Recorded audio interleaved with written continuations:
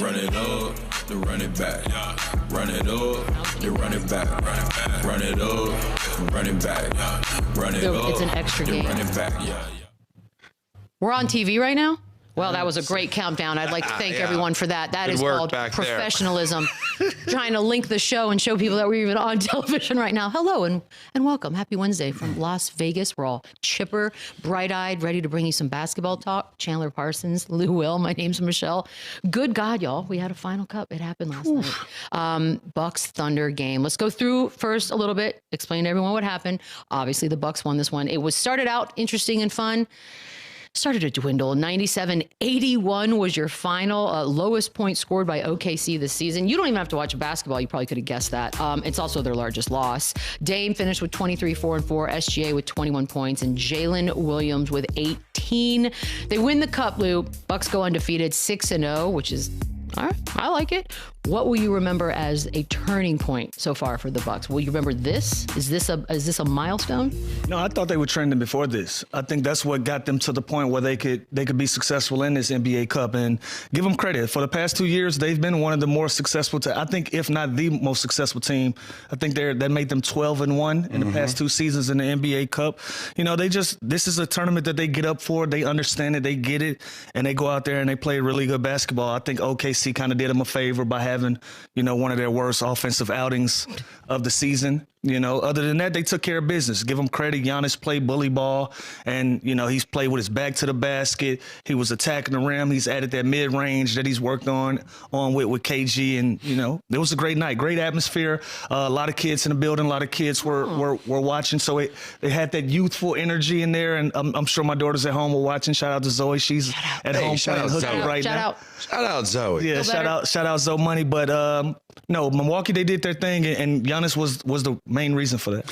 I'm going to go on a limb here and say if you score 81 points in today's NBA, you're probably not going to win the game. And so this was, and again, you can credit the defense. Listen, they played good defense. They were flying around. And the thing I just noticed, they're just playing harder. When you watch the games at the beginning of the season, I don't know if it's just if it was the team meetings or the rotations or, you know, the hanging out and more off the court, just kind of developing that trust and chemistry. But it just seems that they're playing harder. And yesterday I said some keys to the game where Giannis at the free throw line, he actually wasn't great. He was 6 of 11 still. And I thought he would want to get to the free throw line more. But the other guys last night on Milwaukee were great. Gary Trent, you know, knotched some threes, and AJ Green, some threes, Torian Prince. So the other guys, when they space the floor like that and they're knocking down shots, that opens up the whole offensive end for Giannis to do what he does. And it is crazy. Like, we're watching the best of the best, the biggest dudes in the NBA.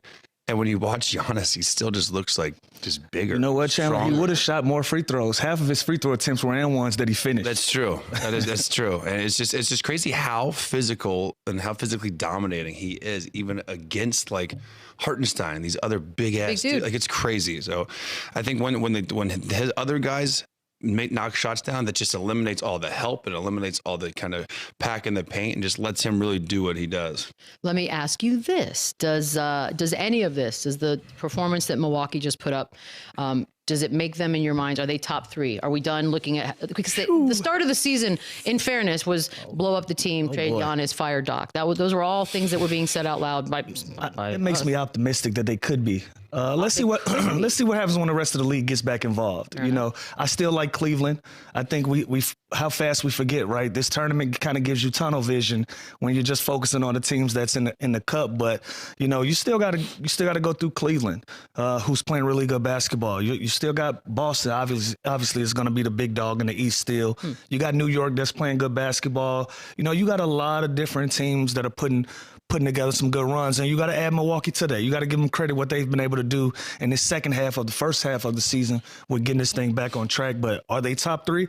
We got to see when everybody else gets back involved. Yeah, I think this gives them that confidence that, okay, listen, we can go and get that 4th seed. We can continue to rise up in the rankings. We should try and be aiming now for a home court advantage come playoff time. And the Cavs have started off great. The Celtics, everyone knows, I think they respect them as the top dog. And then there's the Knicks. Besides those 3 teams, I think the Milwaukee Bucks are right there. And when you play in games like the NBA Cup, like last year, it's crazy when the Pacers getting that experience, it fueled them. It gave them confidence for the rest of the season. They kind of took off from there. And then obviously they didn't play that great in the postseason, but this is a huge tournament just from building trust and building that confidence when playing in big games, pressure situations. It gives the playoff atmosphere in December that all these other teams didn't get to experience right now. So it definitely gives Milwaukee something to look, to move forward with. It feels like they, as much as we're like, oh, you guys are veterans, this probably shouldn't be that big a deal. It felt very much like they thought it was a big enough deal to come out and dominate. By the way, the crowd was what? Were there specific fans? Were there Bucks fans or just fans? There was some drunk ass fans. there were some lit fans counting. The you loud, could hear the that. Giannis free throw was the loudest. But fans. there was one single section of Milwaukee Bucks fans there. Yeah, they had a student. Is it family friends? It weren't a lot of them, but it was one section. Yeah, there was like 8 of them, but they were. Yeah, but they were loud. They were loud 30. and they represented, and they were there. They were proud cheeseheads for sure. Really? But it was one little sliver of a section with signs, the whole nine. Signs. Absolutely there for the Milwaukee Bucks. That was it. Other than that, it was a mutual crowd. A lot of people there just to see good basketball. Mm-hmm.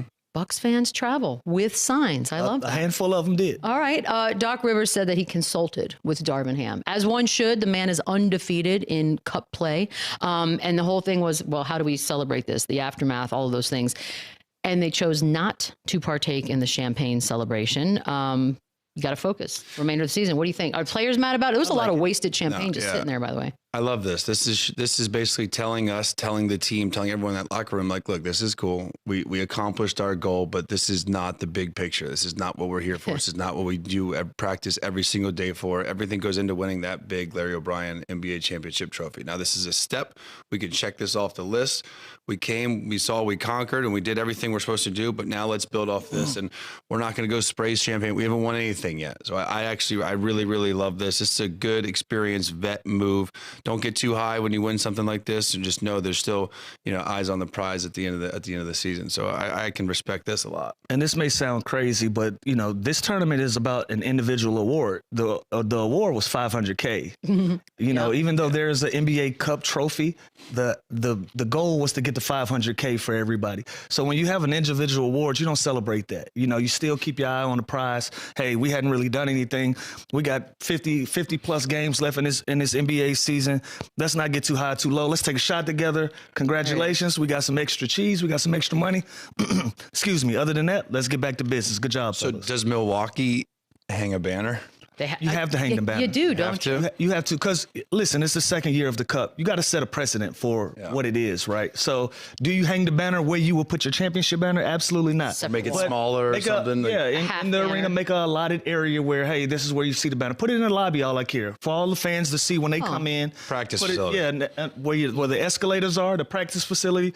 Put it up. Acknowledge that you did something, but you still leave that special spot up there for the NBA championship. Also, Giannis, that has been a championship team, so that kind of helps too a little bit. By not hanging a banner, just kind of poo-poos on the whole thing that they're trying to build. So you have to. You're kind of damned if you do, damned if you don't, because you're going to get mocked. We mocked the Lakers when they did it. But again, if you think about it, it was Lakers won the first one, Bucks won the second one. They're two very legitimate championship type organizations. So it doesn't feel as mockable, I suppose, is the word I'm going to use. And like if the Lakers don't and then the Bucks do it, Correct. everyone just has to do it. Got to do it. It's weird if not. Them's the rules. Giannis was leading scorer in the league, 5th in the league in rebounding, 22nd in assists. A lot of talk on the old internet last night about all kinds of things, his physicality. Is he the most impactful guy in this league right now, Chandler? I mean, there's a lot. Like you take certain guys off certain teams, they go from really good to bad. Look how bad the Nuggets are without Jokic on the floor. Like the Mavs would be pretty bad without Luka. As good and young and as bright the future is in Oklahoma City, they're not winning half as many games without SGA. So yes, he's dominant. They do have a lot of talent around him. They have a lot of shooting around him. They also have Damian Lillard, who's pretty good. He's pretty good, yeah. He can carry the load most nights anyways. So listen, I think he's having a great season. I think he's playing with that extra energy and he's healthy and he's getting downhill. He's got to become a more consistent free throw shooter, but I do think that will come. I think he takes too long, by the way. Obviously, everyone's talking about his free throw. The 10 seconds is outrageous. He was right at 10 seconds. Every time he's right at 10 seconds. So I'm watching it on TV. It was so loud, the count. He's got to hurry up. I don't know if it was the red wine or not, But Maybe. I caught myself. I said, well, let me count. I did too. I was doing this. Yeah, I want to do my own count to make sure Don't do that. this is accurate. And he's shooting the ball right at 10 seconds. But hey, he's within his rules, and that's his thing.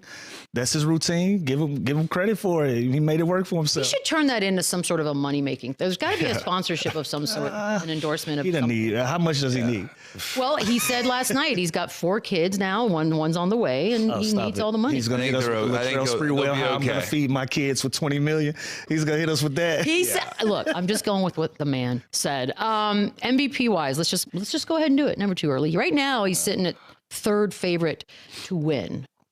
And you know what? I'm going to start with you, Lou, because you are adamant about SGA, and they just played each other. So yeah, I'm going to stay fast. I'm going to stay there on SGA. And the reason I feel like that, he doesn't have the conversation around him that the Giannis's and the Jokers do still. You know, he's still considered somewhat of a newcomer and an outsider of this MVP conversation, right? And so it still would be more of an accomplishment and a surprise, if you will, that he wins it, despite him being the runner-up last year. It's just his reputation is what people expect. You know, that's why fan bases and the fans and the media, they build up people for these type of narratives, right? And so with that, I still like SGA, but man, Giannis is doing everything he can to put himself in a position to have an opportunity to win another one. And when voting for MVP, does like the turnaround the Bucks had, does that impact it? Because like, you know, the Celtics say they just go, you know, dominant all season long. Does that hurt Tatum, or does it help Giannis more that they struggled and then all of a sudden? What do you think? Because I actually have thought about this, and I think that the turnaround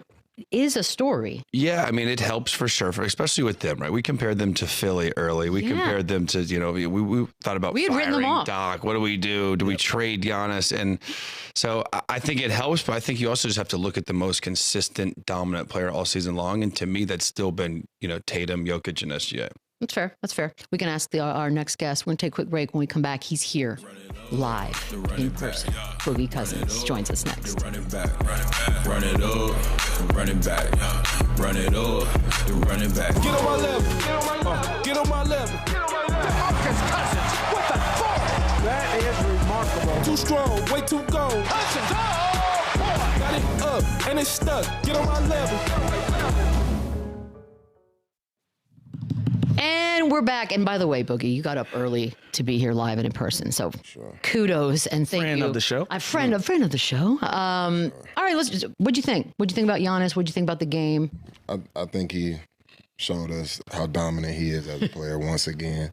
I think I'm looking at it more of a team aspect type deal. I think this was great for their team. They took a lot of hits early in the season with the way they started, you know, with the talent they have on that roster, they weren't where expectations had them. So this is a good momentum boost for them. I can see them, you know, becoming a better team after this deal and, you know, actually having a chance to run in the East. So I think this is great for the Milwaukee Bucks. But obviously with Giannis, he put on the show. He dominated. He was a one-man wrecking crew. I mean, literally. At this point, as far as, you know, just being physically dominant, I think in this era of basketball, he's the closest thing we've seen to like a Shaquille O'Neal. Wow. That's just crazy. As a wing, statement. too. I know. That's quite the statement. By the way, they didn't do the champagne celebrations. There will probably be a banner because the Lakers had one. Are you good with sort of the idea of, hey, guys, this was cool, congrats, but we're not going to pretend like this was the finals? I mean, you know, regardless of how, you know, they try to spin it or put a narrative on it, it's going to be viewed like that by the player. So, but it's not to say it's not an accomplishment. It's almost like when you take it back to high school. I mean, you want to win your regional, and then you want to win state after that. So that's kind of how you want to view. You got the Christmas tournament. You got the Christmas tournament, things like that. So, you know, with that being said, everybody wants to win that region because it increases your chance of getting to that championship. It boosts your, you know, your momentum, your ego, all of those things, your confidence to put you at that next level to compete for a championship. So, like I said, with the way Milwaukee started, this was great for them moving forward. And like I said, I could see them, you know, running the East from this point moving forward. They basically just got like a rehearsal of a game 7 to play before actual playoff start. And it was playoff basketball. Like that was playoff atmosphere basketball. You know what was interesting? There was a play in the end of the beginning of the third quarter where there was a loose ball by the Thunder bench and Giannis dove on Lou Dort's back. And I asked the ref, I was like, are you officiating this differently other than like a playoff game? He's like, we hadn't been all tournament until tonight. Yeah. So it's like that. You could even tell they were letting him play. I didn't mind it though. I didn't mind it. I enjoyed it, and it actually had me really tuned into the game. Like I enjoyed that part of it. So, moving forward with the issues we are having with ratings right now, I think that's something that they've talked about behind the scenes. Let's put a little more physicality in the game. Yeah. And we ended up getting a really good. Obviously, the score didn't show it in the end, but it was a really good game. So, well, hold on. If you ask them, then why? Yeah, why not just? Well, what's interesting is now the next game the Thunder and the Bucks play is going to have to be less physical. It's not the NBA Cup the problem anymore. is once we go back to our regular season, and we're having games where you got 75 missed threes, you can't call it. Where's the physicality? Right. You just nothing to call. Like, you got it's a lot of running. Yeah. Let me ask you this. Let me ask you this, Boogie. With this young Thunder team, they struggled last night on the offensive end. You could still see that their parameters was there. The potential of how they can play was there. But it was a bad night to me. I thought it was just, they didn't do their thing. You still think they're championship contenders after that? Absolutely. Yeah. Absolutely. And this was, even though they lost, this is still a lesson for them to where they can, see what they need to work on and improve as a team. Yeah. Obviously the head of the snake was Shea. He didn't have his, his greatest performance. But if he has a 25-point efficient night, that's a totally different game. So, obviously the head of the snake didn't play up to par, but they're also missing a huge piece in Chet. Like, that's a huge piece for them. So, this team moving forward is scary in the West. I feel like every team in the West, when they see these guys this OKC team on the schedule, they're locked in and focused. Like, this isn't a team this isn't the old OKC. But you could tell, like, these young guys, they enjoy playing basketball with each other. It's like that AAU. Yeah, they got that joy. They still love competing. In your career, it felt to me, I competed against you early on in your career. It felt like you were stressed out, but because you had so much expectation on you, man. It was so much on your shoulders. And I remember competing against you 4 times a year because I was out in the West by then. But it was just like, man.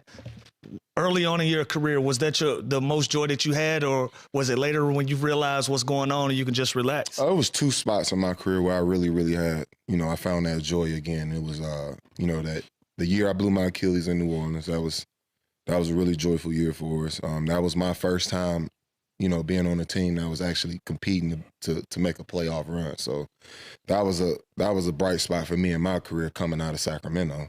And then obviously that year with the Warriors, I mean, it's hard not to play with joy playing with that much talent, on the floor. So, those 2 years were 2 years that really stood out for me. And, the joy was there for sure. Before that, the most fun I've ever had playing ball was at Kentucky. Like, it was just. It's funny you say that. Yesterday we had JOKIC on. He said the most miserable he ever was when he made the most money. He's Absolutely. Like he had the most fun during the back-to-backs at Florida. He's like, that was the most joy I ever had playing basketball. Absolutely. But it's kind of something that doesn't really get talked about from our side. Once you cross over into being a pro, you learn quickly, like, this is a business. And that joy isn't quite the same, or it almost disappears. You see guys that have been in the league 15 years, and it's just like they're checking in like it's another day at work.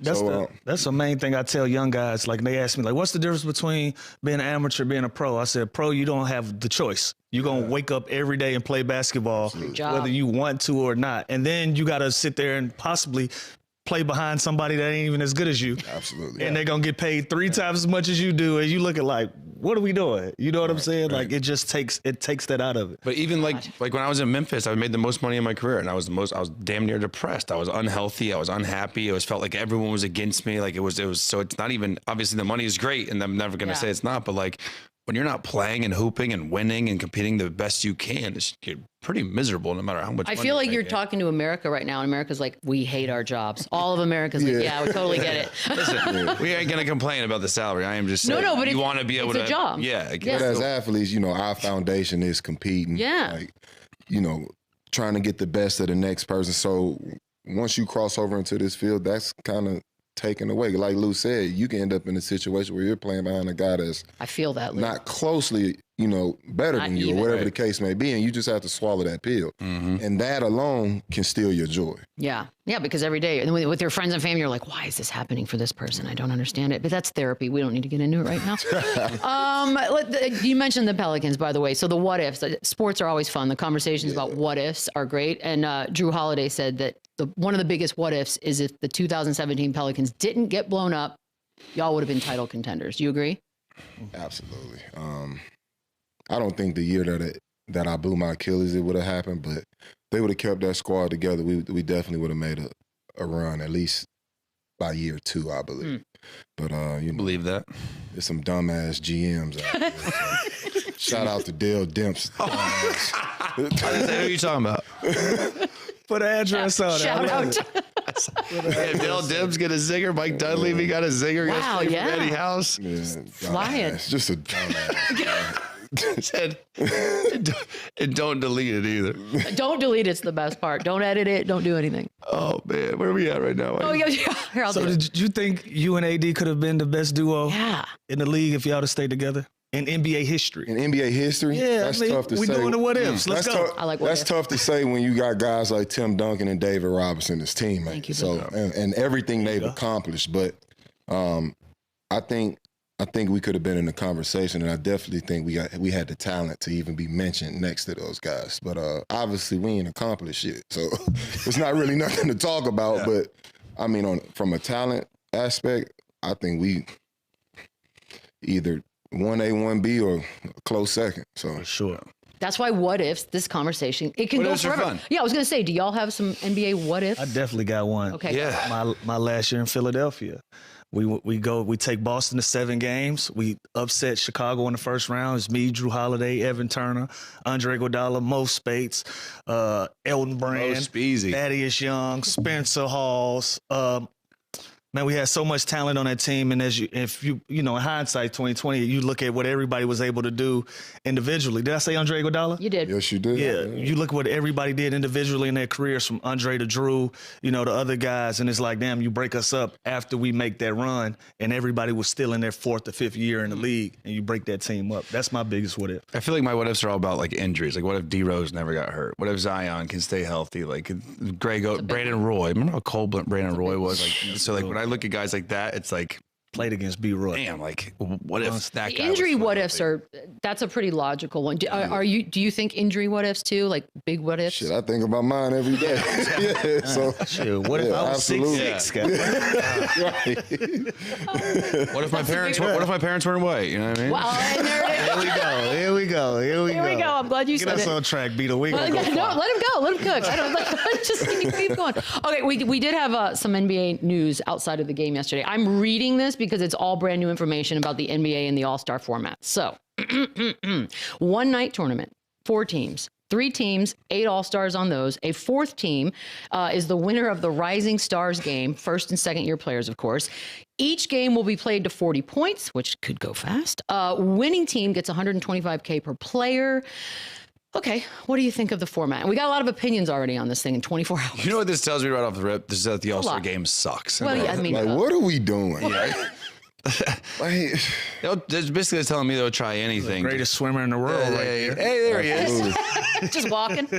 And fucking put him in the halftime show too. I mean, it's just like, You know what I'm saying? Well, we know the All-Star game sucks, so they're going to have to try something. What would you have done to fix the All-Star game? What's your perspective on it?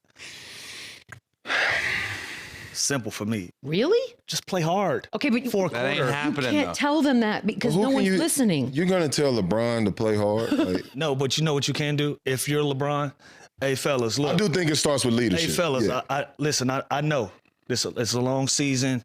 We going through a lot. We having a good time this weekend. Hey, 4th quarter, we scrapping up. We going to put on for these fans. We going to get up out of here. Everybody be safe, but we going to hoop.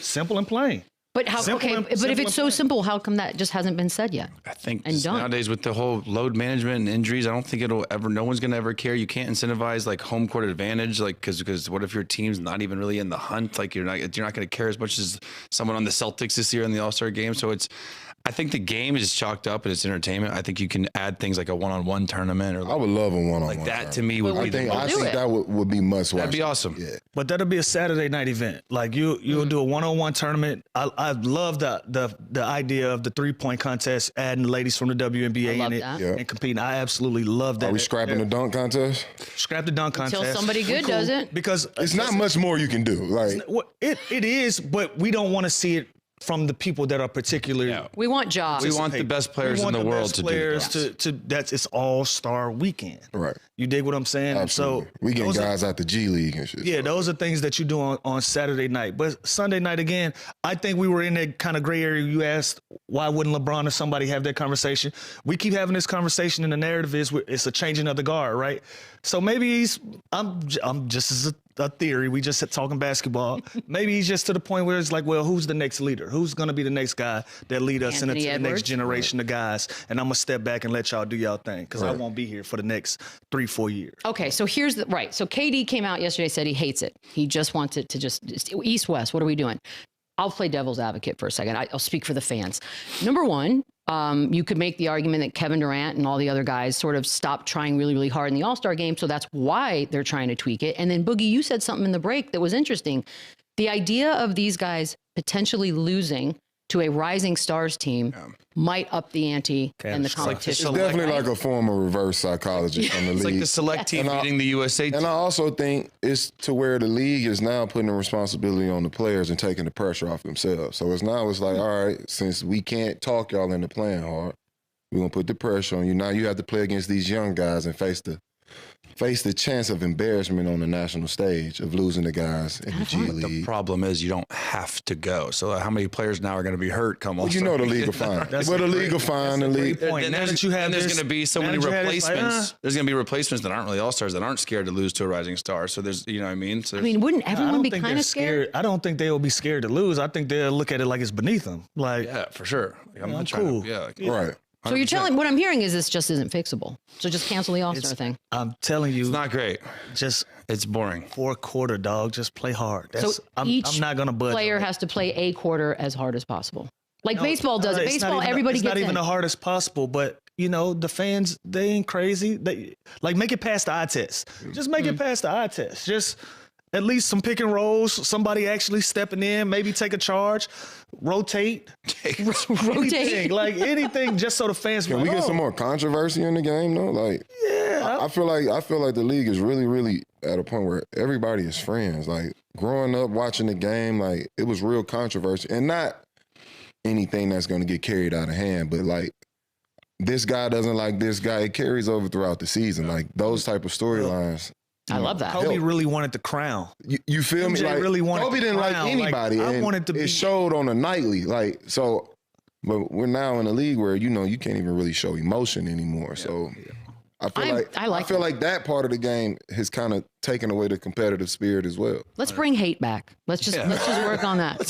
Let's fight. Everybody hate each other. Sleep with everybody's girls, and then maybe this will get some anger out there. I think we just fixed it. And we've got into this era of duos and super teams. And right. There's not a lot of individual, I'm the best players, like me and him are the best duo, or us three, we're the best team. Get back to a little bit of selfishness in the league. Okay. And I think that's where you'll get some of that competitive. We're working on it, league. We're working on it. All right, take a quick break. When we come back, more Boogie. Run it back. Just run it up. Then run it back. Run it up. Run it back. We are back with Boogie Cousins live in Vegas. Boogie, a mere 10 years ago, the Rockets led the league with 33-point attempts per game. Now, that's crazy. Now every single team averages over 30. Wow. Why? How? Like, do we like it? Do we hate it? Man, we've known that the league has always been a trendy league. And, once the Warriors, made their run, everybody converted to that style of play.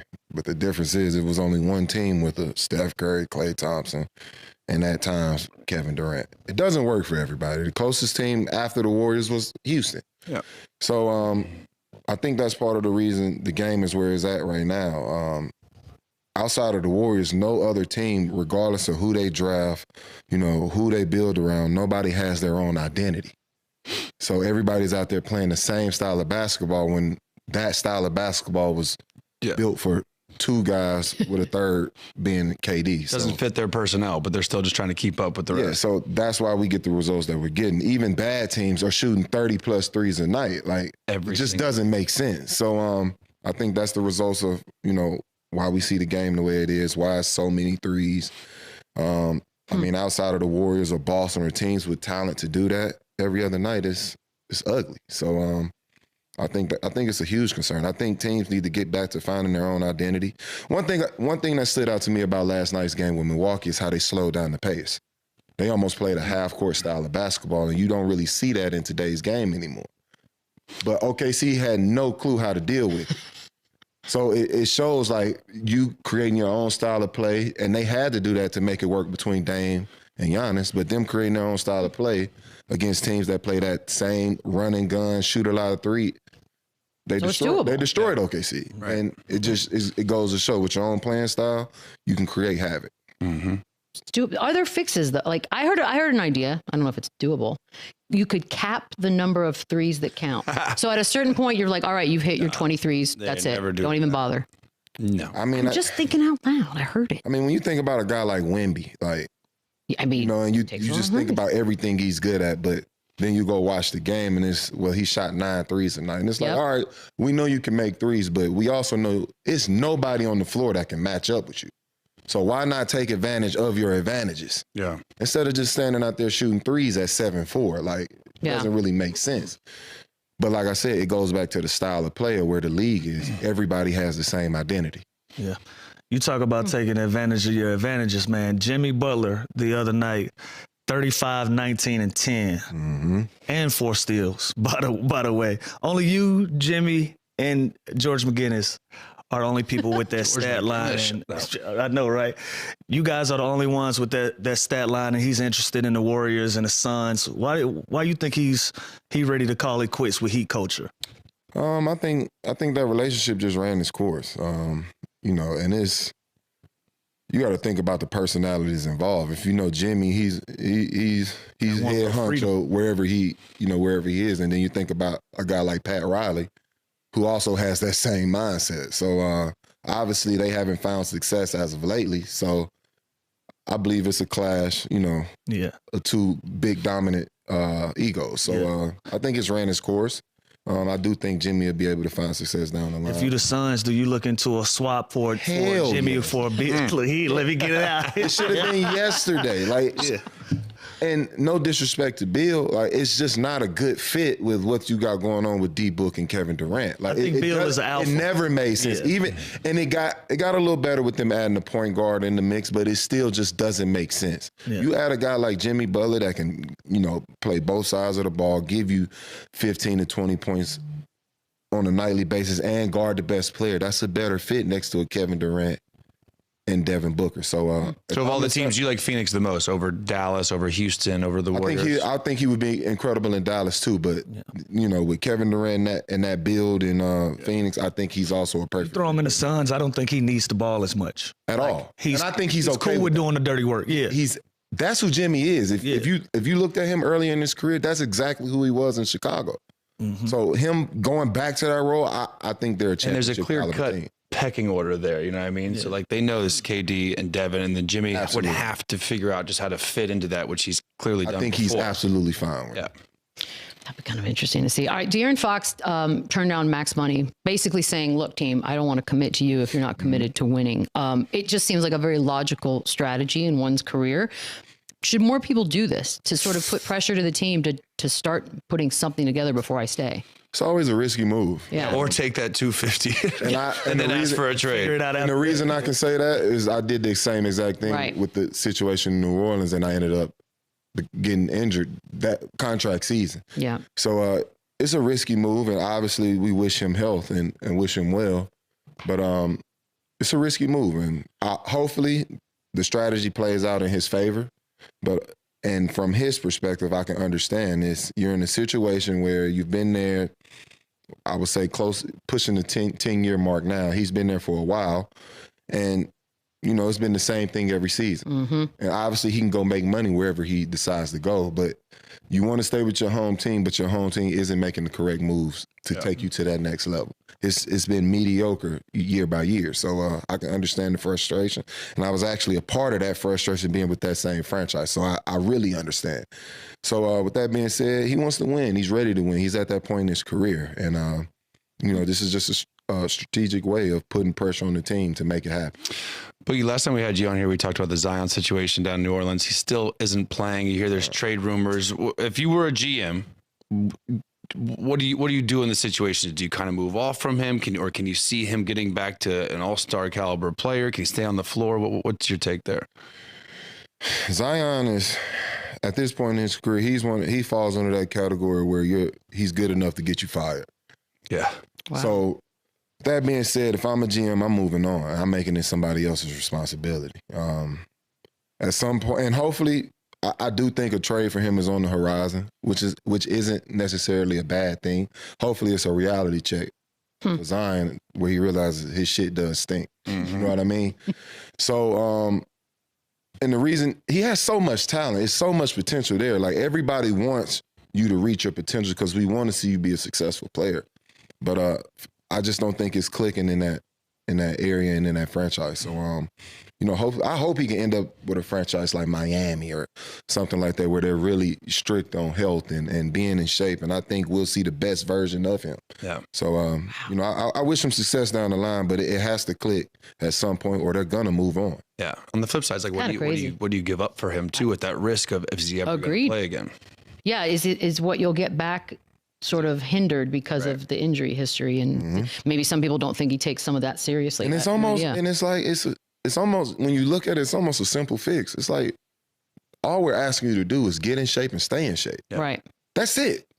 Like beignets down there, boy. You know about them beignets. I already know. Yeah, but if it was only that easy. Don't even get me started on that part. And, I know, right? And I spoke on this before, but they didn't drafting this kid knowing there's a weight concern.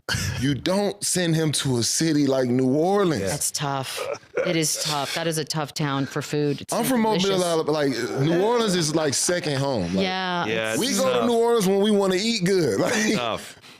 It's a lot. I mean, Ozempic is it's out there. Man, we're gonna. Does Ozempic show up on an NBA drug? No, it's doctors are cool with it. Let it rip. Talk about it's not rude. All right, we're gonna take a quick break. When we come back, the man who's the greatest swimmer on the planet, Michael Phelps, joins us next. My dog. Amazing. Hi. Run it up, run it back, run it up.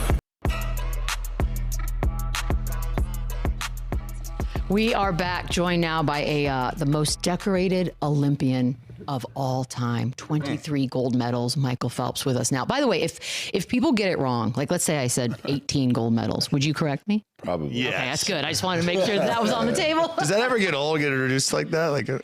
I don't think so. I mean, it's kind of nice to hear that. Insane. I guess I always say that whenever somebody says that, they're like 23 Olympic gold medalists. I'm like, yeah, I earned the number. Yeah.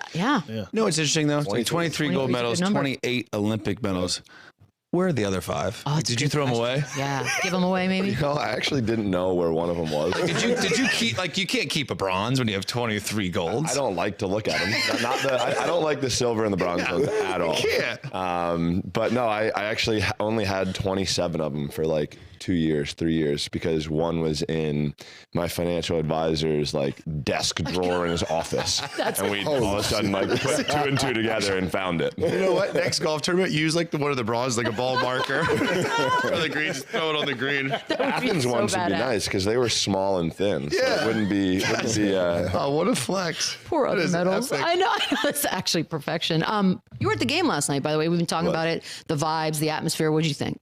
I mean, for me, being a swimmer, watching something like that mid-season, I look at it as, these guys obviously are playing 80-some games, 82 games, right? So midway through a point or the season, for me, it's like a checklist. Where am I in the season? Where is our team meshing? Where's our team not doing well? And what do we have to improve on moving forward?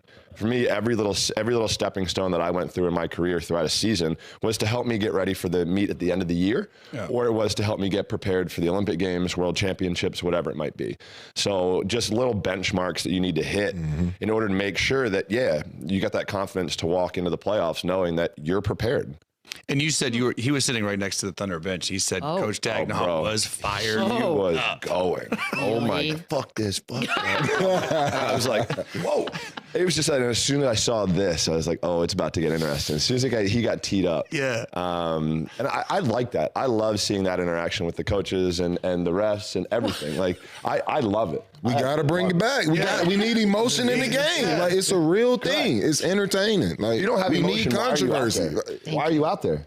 But isn't that funny? Someone like Demarcus, he almost got criticized for having too much emotion when he was playing. So like, if you're not showing emotion, then you have. We want to see passion in the game. It shows that you have a love for the game. Right. When you're out there just going through the motions, it's no emotions. It's like we're robots. Like, I remember in it was around 2011 when they first put the league rule in where if you clapped or slapped the floor, it was a tech. That's so $2,500. And it's like, in that instant moment, it's like, I'm not here to like disrespect you, ref, or whatever the case may be. In that moment, it's like, fuck, I messed up. Yeah, a player or whatever, and it's like, that just shows you care. Yes. But the fact that you can sit there and punish a player or a competitor in that moment and turn that into a negative thing, correct? You're ruining the foundation of the game. I'm just a fan, and we love it. We love it. But sometimes you're just frustrated at yourself, and you're just and you get teed up for that. I mean, you guys both, you're golf. Like, who gets more frustrated than golfers at themselves? Like, I feel like that's. And by the way, he tells us all the time he's fantastic at golf. He's so good. He's got a lot better. Are you better? I think I could take him. Yeah. He's Is he? Well, that's the great thing about golf is you can handicap it to make it even. So he's like, we play straight up. Yeah, he's better than me. 100%. Okay. You know, I get strokes, and you handicap it, and depending on the alcohol intake and what. I've been retired for a lot longer, so I have the advantage. Great point. I mean, but he plays every day. Do you play every day? There's a club in my hand every day.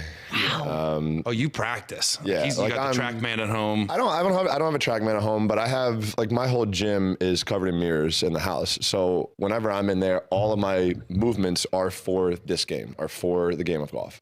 So I am checking positions, looking at body rotation, trying to feel what I'm supposed to feel in the game. Just being able to learn from some of the pros that we've been able to be around and ask questions to, trying to take what they give you and implement it into your game. Gives you more confidence, I think, when you go out there. Yeah, it's a frustrating game, but it's an awesome. I usually just go to the tequila when push comes to shocking. Just shocking. You have a bad shot? Yep. That's it. One more. Let's go. Bad shot, good shot. Celebrate. Both of you guys were in Rio 2016. Was that the first time you guys met? Absolutely. And what was that experience like? I'll start with you, Mike. For me, go ahead. For me, I mean, the first event I went to see was him. Like, I still got it in my phone till this day. He got out. I'm like, man, this is incredible. Epic like, warm up. Fucking Michael Phelps. Yeah, I'm playing it cool now, but I'm definitely a fan. I walked past Michael the when other we walked day. in, it was like a little glow behind him. I'm like, shit, this Michael Phelps. Man. We walked past each other the other day. I was like, holy shit, that's Michael Phelps. By the way, we all done that. I saw you eating yesterday, and I was like, here, by the way. It's weird seeing him on. It's weird seeing him on land. I know, When you're in the presence of greatness, you know what it is. We all did okay for ourselves, but this guy was like, oh fucking shit. Michael Phelps. I'll always say is, like, a swimmer, when we were at the Olympics and we looked up and saw the NBA guys, no matter what, we were like, we got to go. I'll never forget, for like some of the relays, we're standing up there. Like, I remember back in 2008, and it was a 400 free relay, and Jason Lezak was like, guys, Cobes, we got the fellas up there. We cannot lose this race tonight in front of them. And we ended up winning that race. That was like, that ended up becoming one of the most iconic freestyle relays of all time. We win by 8/100ths of a second, come back. It was crazy. But like in 16, for me, that venue it was more intimate. It was people, very intimate. people were kind of on Absolutely. top of it, and I love that. And the energy of the Brazilian fans were insane. Yes. Oh my God, the love they have for sports is just through the roof, and you could feel it. Like, I have my headset on. I don't really pay attention to a damn thing when I'm out there, but you can overhear every little small detail or word that they were saying. It was cool. I could have sworn we made eye contact. Oh my God. Like, dude, check your DMs. Check your DMs. Maybe I was tripping. Yeah.